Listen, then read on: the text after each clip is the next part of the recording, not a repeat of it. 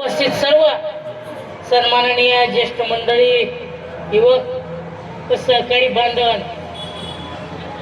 बंधूंनो, ही निवडणूक आता अतिशय महत्वपूर्ण अशा टप्प्यावर ठेपलेली आहे.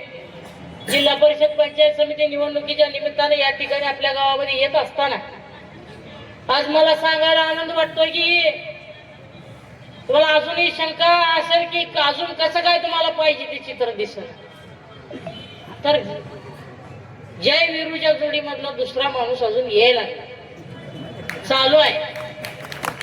तुम्ही त्याच्यामध्ये अजिबात कुठलीही काळजी करू नका. हे दोन्ही एकत्र आहेत म्हणजे आपला विजय सुद्धा निश्चित आहे, हे सुद्धा तुम्ही लक्षात ठेवा. आणि या निवडणुकीच्या निमित्तानं अनेक लोकांचे रंग समजायला लागले.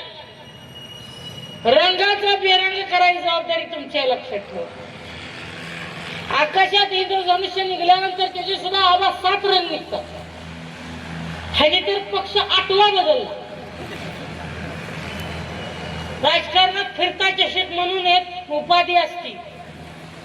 ती उपाधी राज्यात पहिल्यांदा कुणाला मिळाली असेल तर ते आदरणीय साहेबांना, पुढच्या साहेबांना डबल राऊंड झाला त्यांचा. दुसऱ्यांदा पुन्हा एकदा भारतीय जनता पार्टी.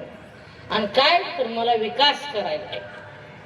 भारी कारण सांगते, लय भारी कारण आहे. मला विकास करायचा, फक्त पुढे परिवाराचा विकास करायचा स्वतःचे ही सांगत नाही. एकेकाळी आमदारकी लढवून दुसऱ्या नंबरला असलेला माणूस आज स्वतःच्या घरात जिल्हा परिषदचा उमेदवारी मिळावी म्हणून भारतीय जनता पक्षामध्ये प्रवेश करतो. किती स्वार्थ आहे बघा. आज अशा स्वार्थी वृत्तीला ठेचायची वेळ आहे, लक्षात ठेवा. आज निवडणुकीच्या निमित्तानं अनेक आरोप प्रत्यारोप सुरू झाले. अनेक गोष्टींचा उलगडा होणं गरजेचं आहे. पण म्हणजे तुम्ही स्वतःच्या निवडणुकीसाठी, स्वतःच्या पदासाठी, स्वार्थासाठी कुठल्या थराला जाऊ शकता हे खऱ्या अर्थानं बघाल तेवढं खऱ्या अर्थानं वाईट वाटतं सभासदांना किंवा शेतकरी बांधवाला किंवा प्रत्येक सामान्य मतदाराला. कारण तुम्ही ज्या पालकमंत्र्यांनी सोलापूर जिल्हा वेटीस धरला, ज्या पालकमंत्री महोदयांनी सोलापूर जिल्ह्याला अक्षरशः प्रत्येक तालुक्यामध्ये स्वतःचा वेगळा गट निर्माण करणे, स्वतःची माणसं निर्माण करण्यासाठी प्रत्येक तालुक्यामध्ये सामदान दंड भेद प्रवृत्ती अवलंबली. सर्वसामान्य जनतेचं काय भरोसा अजिबात बघितलेला नाही. इथल्या जनतेची राख रांगोळी झाली तरी पाहिजे, पण आमचं राजकारण शिजलं पाहिजे. आम्हाला राजकारणाची पुळी भाजून घ्यायची, त्यासाठी आम्ही कुठल्याही तराला जायची तयारी आहे. हे या निवडणुकीतून या लोकांनी दाखवून दिलं, लक्षात ठेवा. विठ्ठल परिवार नावाचं गोंडस रूप आपलं होतं.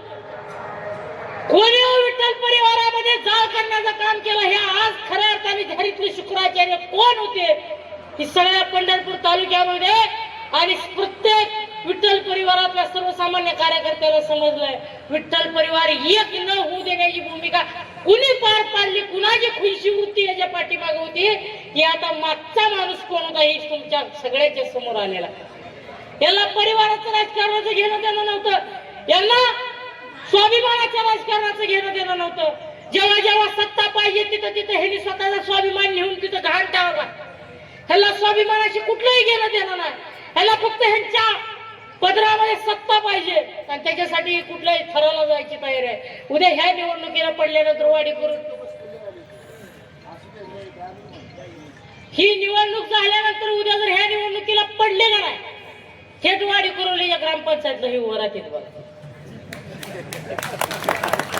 एक सुद्धा निवडणूक सोडणार नाही असं त्यांचा पण आहे. एक सुद्धा निवडणूक स्वतःला लढवायची सोडणार नाही, एक सुद्धा निवडणूक कार्यकर्त्याला लढवू देणार नाही. कार्यकर्त्याची अवस्था वडापाव मधल्या वड्यासारखी झाली, चिंबून चिंबून चिंबून.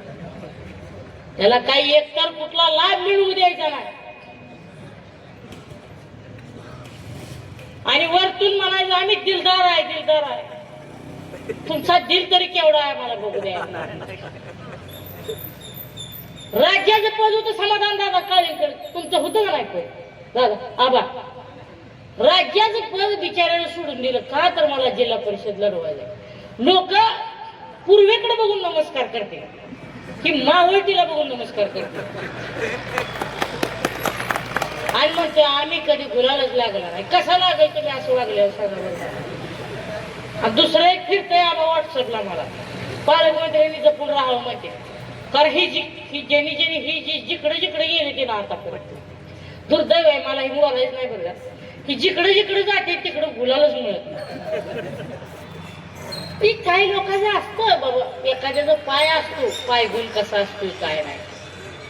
म्हणजे ह्याने जिथं पाय टाकला तिथं सोनं असलं तर राख होती आणि तीच राख फासाई त्या लोकांना पाळी. आता भारतीय जनता पार्टीचा सगळ्यात निश्चयांकी परफॉर्मन्स सगळे उमेदवार पडतील मात्र वाटते बघा पंढरपूर तालुक्यातले कमळाई. कारण कल्याणराव काळे साहेब अजून समाधान दादा तिथं आगमन जाते. बरं हे तर बी काय बसले नाहीत. तिकडे नदीकडे तिकडे जळवली, नळी, शंकरगाव, पुळूस एवढं सगळ्या गटात फिरवा म्हणजे त्याशिवाय पराभव नक्की होणार नाही. आणि ही सगळी गोष्ट होत असताना कारखानदारीवर बोलायला मला आश्चर्य वाटायला लागलं. कारखानदारीवर कल्याणराव काळे साहेब समाधान दादा बोलायला लागले. तुम्ही तुमच्या घरचा कारखाना दुसऱ्याला विकला.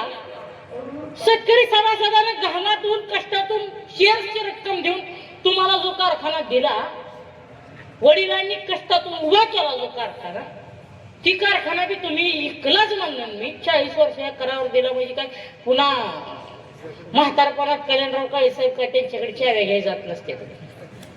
ती बी कारखाना विकलाच तुम्ही. एवढं सगळं अक्षरशः राख रांगोळी केली. सभासदाला मनाई वेळ आली आता आम्ही ऊसच लावत ना, आमचा ऊस नेईल कोण. आणि अशा परिस्थितीमध्ये तुम्ही अभिजित आबावर म्हणता की तुम्ही ऊसाच्या दरास काय केलेलं हे. आतापर्यंत एकमेव मला सांगतो तुम्हाला सोलापूर जिल्ह्यात असा अभिजित आबा एकमेव नेता आहे की ज्यांनी जो जो शब्द दिला तो शब्द खरा करून दाखवला. अशा नेतृत्वाला तुम्ही बोलायची कारण काय. 3500 रुपये दर मला आपल्या स्वप्नात कधी वाटत होतं का 4-5 वर्षापूर्वी आपल्याला 3000 पुढे दर मिळाले. हा पट्ट्या एकमेव आहे ज्याने ऊसदराची स्पर्धा लावली सोलापूर जिल्ह्यामधल्या प्रत्येक कारखानदाराला झुकायला भाग पाडलं. कुणाच्या पुढे झुकायला भाग पाडलं तर सर्वसामान्य शेतकऱ्याच्या पुढे झुकायला भाग पाडलं. आणि तुम्ही काय केलं? प्रत्येक वर्षी बाकीच्या कारखान्यापेक्षा 200 कमी 300 कमी आणि राहिलेले मागचं 100-200 तर देतच नाही. ह्यांच्या बड्डेला आणि बड्डेला कसं आहे बाबा, एका बाजूला वाघ, वाघाच्या बाजूला ह्याचा असा फुटतो. वाघ चालत आला. म्हणलं आता अवघड झालं. पोलिओचा डोस हुकलेला वाघ आणि वरतून टीका करायची. आज ही निवडणूक कार्यकर्त्यांची होती का हो? अभिजित आबाच्या घरातील कोण नव्हते का? अमर पाटील साहेब एवढं पळते तेवढंच ही करते. त्यांना म्हणता आलं असतं हे मला या गटात उभा करायचा. त्यांनी कार्यकर्त्याला न्याय दिला. तुम्ही काय केलं? तुमच्याच घरात सगळं तुमच्याच घरात. म्हणलं नाही मी ग्रामपंचायत सोडत नसते. मला तर शंका जरा माहिती काढावं लागेल. समाधान दादा कॉलेजमध्ये बी CR होतो मी ती बी सोडलं नाही बा. मग वाडीच्या शाळेत जाऊन चौकशी करावं लागेल. मॉनिटर सुद्धा हीच झाला 100% सांगतो. मग कशासाठी तुम्ही? आणि निवडणुकीला फाटा तर लय भारी पडते. विकासावर निवडणूक न्यायची नाही म्हणलं तुम्हाला सांगतो. एक पाठी मुरमाजी टाकली त्यांनी दाखवा 5 लाख रुपये बक्षीस माझ्याकडे घेऊन जा. माझा अर्धा एकर इकतो पण 5 लाख टाकलीच नाही तर आज मी तिला बागल परिवाराला मला अभिमानानं सांगू वाटतं. माझ्या परिवाराला सर्वसामान्याला जिथं अडचण होती तिथं आणायची काढा करून आम्ही कष्टाचं पाणी करून आम्ही तिथं सर्वसामान्यासाठी रस्ता असेल, पाणी असेल, वीज असेल, या सगळ्या गोष्टींसाठी पाठपुरावा करण्याचा प्रसंगी स्वखर्चातून करण्याची जबाबदारी आम्ही उचलली नाही मला सांगा. अनेक मतदारसंघातले असंख्य रस्ते जिथं सर्वसामान्य शेतकऱ्याच्या गोरगरीब कष्टकऱ्याच्या मुला मुलीला शाळेपर्यंत जायची अडचण व्हायची. रस्ता नाही, चिखलामधून कशी वाट काढायची हा प्रसंग यायचा. तुम्हाला हजारो कोटी इस्टेट गिळंकृत करून भस्मासुरासारखं तुम्ही मोठं झाला पण तुम्हाला कधी किव आली नाही. तुम्हाला कधी सर्वसामान्यांसाठी झटू वाटलं नाही. ही वृत्ती तुमच्यामध्ये तयार झाली नाही.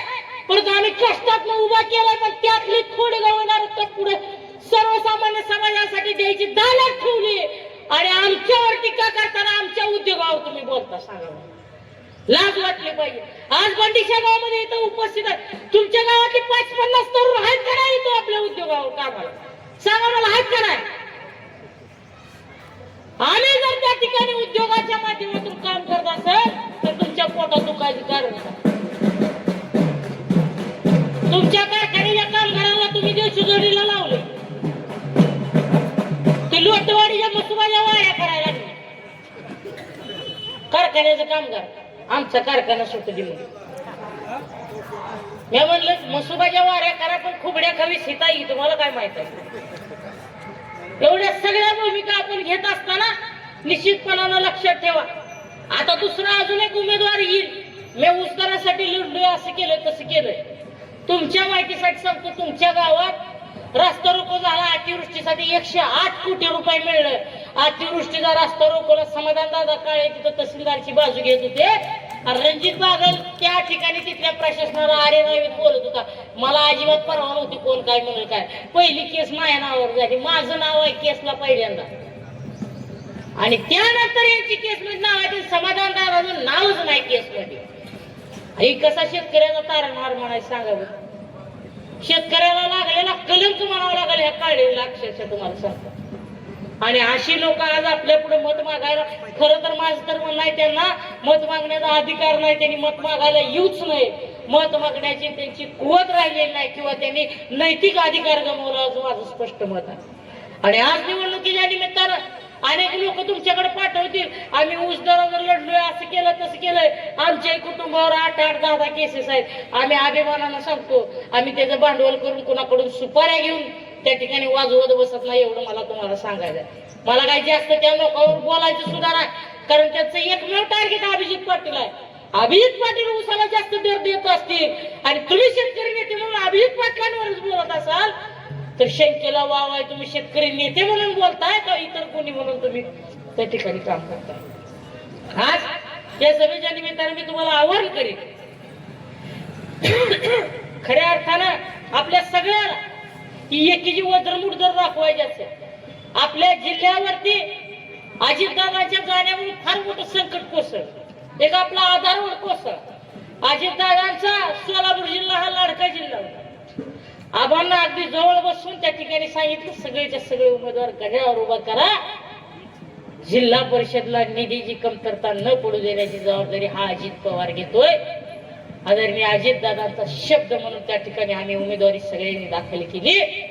आदरणीय दादांच्या शब्दाला खऱ्या अर्थानं आयाम देण्याचं काम जर करायचं असेल, आदरणीय दादांच्या विचारांना खऱ्या अर्थानं पुढे घेऊन जाण्याचं त्यांचे विचार जर त्या ठिकाणी जोपासायचं असतील तर आपल्याला खऱ्या अर्थानं घड्याळाला समोर बटणं दाबावं लागणार आहे.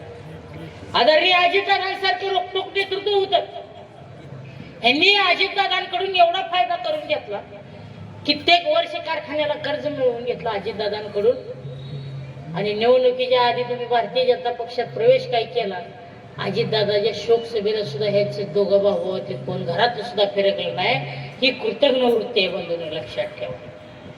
तुम्हाला सत्ता मिळाली, जोपर्यंत तुम्ही त्यांच्याकडून लाभ घेतला तोपर्यंत त्या माणसांना तुम्ही जय जयकार केला. आणि जेव्हा तुम्हाला अचानक साक्षात्कार झाला, तुम्ही कमळाबाईमध्ये जाऊन वॉशिंग मशीन मध्ये जाऊन क्लीन झाला, पांढरे शिपड झाला, त्यानंतर तुम्हाला मात्र असं वाटायला लागलं की जे झाले ते झालं, आम्हाला त्याच्याशी काही घेणं देणं नाही, निदान कृतज्ञता व्यक्त तर करायची होती, असं या निमित्ताने विषय होता. आज या निवडणुकीच्या निमित्ताने मी तुम्हाला नम्रतेचं आवाहन करणार. खऱ्या अर्थानं घड्याळ चिन्हासमोरची बटणं दाबल्यानंतर विकासाचं बटन आहे. तुमची राहिलेली सगळी विकासाची कामं करायची जबाबदारी ही बागल परिवाराची असते. पर्यायानं अभिजित आबांनी हा फक्त माड्या मतदारसंघापुरती नाही, आता पंढरपूर तालुका हा सुद्धा अभिजित आबांच्या मार्गदर्शनाखाली आणि भगीरथ दादांच्या मार्गदर्शनाखाली आपल्याला सक्षमपणे चालवायचं आणि पंढरपूर तालुक्यातले प्रत्येक सर्वसामान्यांच्या समस्या सोडवायच्या. त्यासाठी तुम्ही खऱ्या अर्थानं पाठबळ देणं गरजेचं आहे.